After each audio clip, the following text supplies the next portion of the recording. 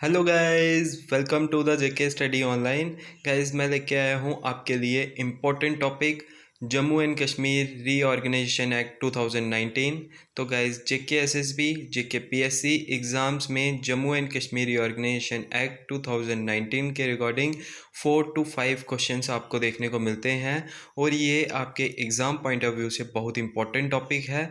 और guys, video में आगे बढ़ने से पहले मैं आपको बता दूं, अगर आप चैनल पे फर्स्ट टाइम विज़िट कर रहे हैं तो चैनल को सब्सक्राइब और साथ में बेल आइकन को हिट कर लेना, ताकि हमारी तरफ से कोई भी वीडियो अपलोड हो तो आपको उसकी नोटिफिकेशन मिल जाए टाइम टू टाइम पर।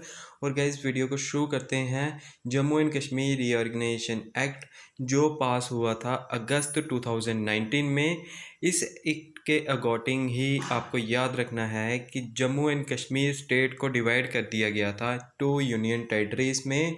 Union territory of Jammu and Kashmir और साथ में यूनियन टेरिटरी ऑफ लद्दाख। ठीक है, इसी एक्ट के अकॉर्डिंग। और आपको याद रखना है, ये एक्ट जो Jammu and Kashmir reorganisation act है, ये कम इनटू एग्जिस्टेंस में आया था, यानी 31 अक्टूबर 2019। ये बहुत इंपॉर्टेंट है आपके एग्ज़ाम पॉइंट ऑफ व्यू से कि ये एग्जिस्टेंस में कब आया था। तो ये एग्जिस्टेंस में आया था 31 अक्टूबर 2019 को। और इम्पॉर्टेंट डेट्स जो आपको ध्यान में रखनी है वो हैं, जैसे कि राज्यसभा में सबसे पहले इसको इंट्रोड्यूस किया था अमित शाह ने, जो कि होम मिनिस्टर हैं इंडिया के। उन्होंने इसको 5 अगस्त को राज्यसभा में इंट्रोड्यूस किया, जहां इसको उसी दिन पास कर दिया गया।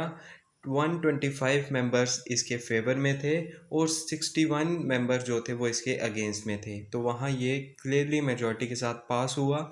फिर उसके बाद इसको अगले ही दिन लोकसभा में इंट्रोड्यूस किया गया 6 अगस्त, और उसी दिन ये वहाँ पे भी पास हो गया। 370 वोट्स इसको फेवर में मिले थे लोकसभा में, और साथ में 70 वोट्स जो थे वो इसको अगेंस्ट में पड़े थे। तो यहाँ भी ये क्लियरली मेजॉरिटी के साथ पास हो गया था।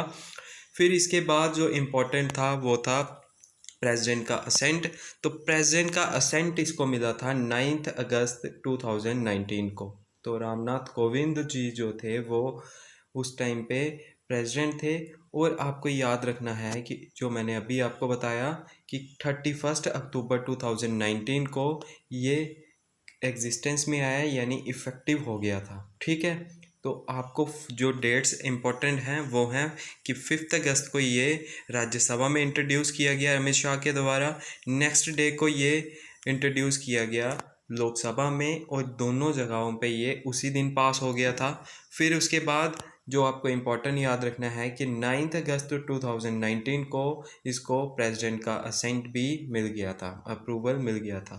ठीक है, तो 31 अक्टूबर को ये कम इनटू एग्जिस्टेंस में आया, ये इफ़ेक्टिव हो गया था। ठीक है, फिर उसके बाद हैं इसके इम्पोर्टेंट फीचर्स।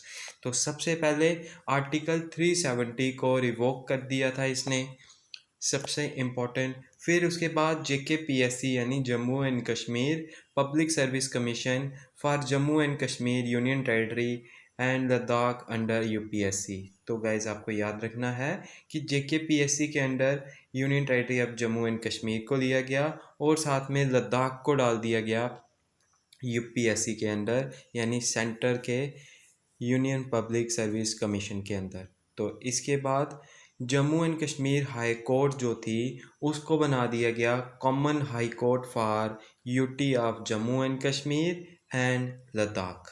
ठीक है, ये भी इम्पोर्टेंट पॉइंट था।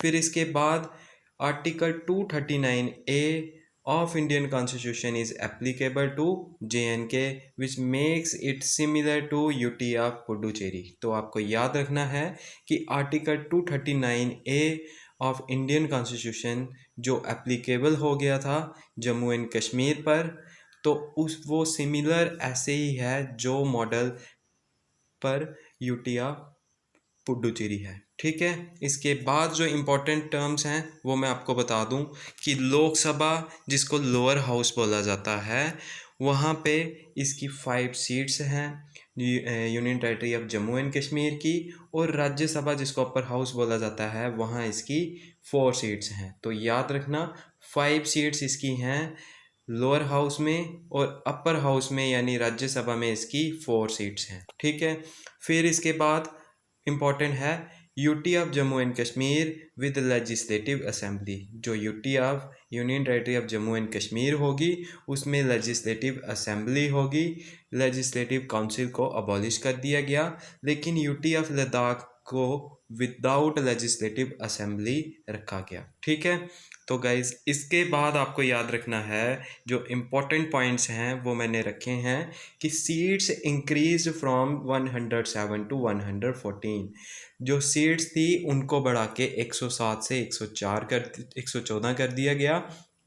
और reservation of SC and ST की भी इसमें बात की गई है, यानी शेड्यूल कास्ट और शेड्यूल ट्राइब्स को यहाँ पे रिजर्वेशन की बात की गई। और साथ में इसमें यह भी लिखा गया है कि लेफ्टिनेंट गवर्नर जो है वो नॉमिनेट कर सकता है 2 वुमेन्स को लेजिस्लेटिव असेंबली में। ठीक है, तो फिर इसके बाद है 24 seats will remain vacant for PoK. तो 24 सीट्स जो होंगी वो वैकेंट ही रहेंगी पाक ऑक्युपाइड कश्मीर के लिए।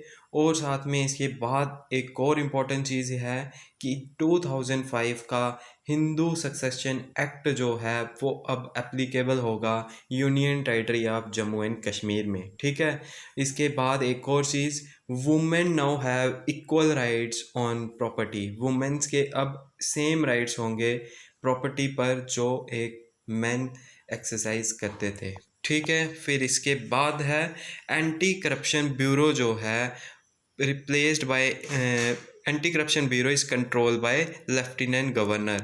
जो लेफ्टिनेंट गवर्नर होंगे एलजी वो एंटी करप्शन ब्यूरो को कंट्रोल करेंगे।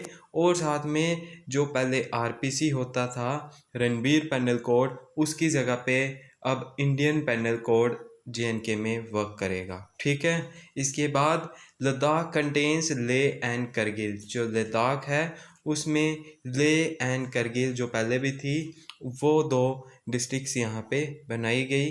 और इम्पोर्टेंट इसमें यह है कि this act contains 103 sections and 14 parts. बहुत इंपॉर्टेंट है, ये डायरेक्टली क्वेश्चंस आते हैं कि how many sections are there in Jammu and Kashmir reorganisation act. तो याद रखना है कि इसमें 103 सेक्शंस हैं। और अगर पार्ट्स का पूछा जाएगा तो 14 पार्ट्स हैं Jammu and Kashmir reorganisation act में। और इसके बाद 5 शेड्यूल्स भी हैं Jammu and Kashmir reorganisation act में।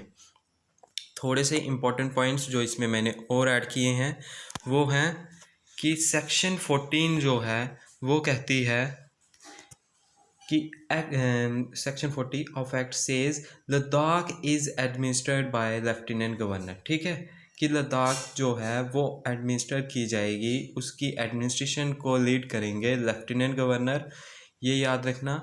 और फिर 5th शेड्यूल जो है वो भी इम्पोर्टेंट है क्योंकि वहाँ पे बात की गई है कि कितने सेंट्रल लॉज जो हैं वो एप्लीकेबल होंगे और कितने स्टेट लॉज को यहाँ से डिलीट किया जाता है और कितने स्टेट लॉज जो हैं वो कंटिन्यू वर्क करते रहेंगे। ठीक है, तो 106 सेंट्रल लॉज जो हैं वो नाउ एप्लीकेबल, वो अब एप्लीकेबल रहे होंगे। जो पहले जब 370 यहाँ पे था वो एप्लीकेबल नहीं होते थे, अब 106 सेंट्रल लॉज यहाँ पे एप्लीकेबल होंगे।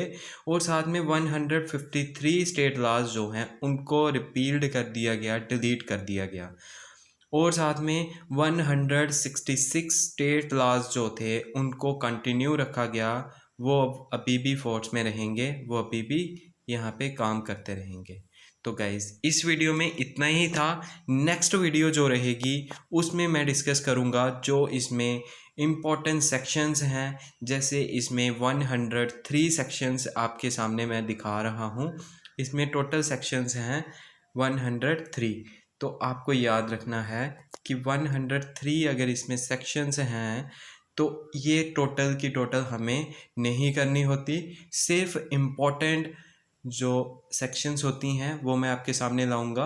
अब भी मैंने आपके लिए जो एडिट करके ये जो Jammu and Kashmir reorganisation act था वो यहाँ तक रखा। अगर मैं इसके साथ इम्पोर्टेंट सेक्शंस को भी ऐड कर देता तो आपके लिए ग्रैब करना थोड़ा मुश्किल होता, इसीलिए मैंने आपके लिए सबसे पहले एक ओवरव्यू ले आया हूँ जहाँ से मैक्सिमम क्वेश्चंस आते हैं। मैं आपको कह दूँ कि मैक्सिमम क्वेश्चंस तो यहीं से आ जाते हैं, लेकिन मैं आपको इम्पोर्टेंट 103 जो सेक्शंस हैं उनमें जो इम्पोर्टेंट सेक्शंस हैं वो नेक्स्ट वीडियो में लाऊंगा। साथ में इम्पोर्टेंट पार्ट्स जो हैं वो भी लाऊंगा, और साथ में 5 शेड्यूल्स को तो हम डिस्कस उस वीडियो में कर ही लेंगे। ठीक है, तो गाइज़ इस वीडियो में इतना ही। Thank you. जय हिंद।